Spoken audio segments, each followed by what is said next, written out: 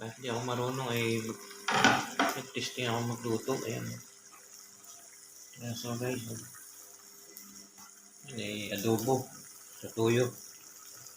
Baboy at saka manok. Pinagsama ko na para isang rekado na rin lang. Ayan, so guys, tapos meron ditong ayan, sinangag. At saka merong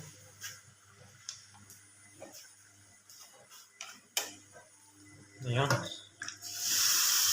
So guys, napakasarap na rin gulay na rin. Oh. May baboy, kaming baboy at saka patula, saka sari-sari na.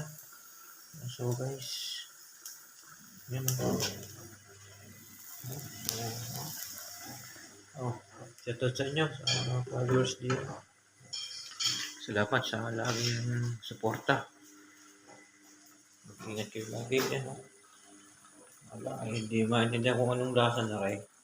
Pero parang masarap naman. Amoy pala ang iulam na. Ayan, so guys, ayan o. Alright, tapos lalagyan ko ng itlog. Ayan. Yan ang aming hapunan. Ngayon. So guys, ingat kayo lagi.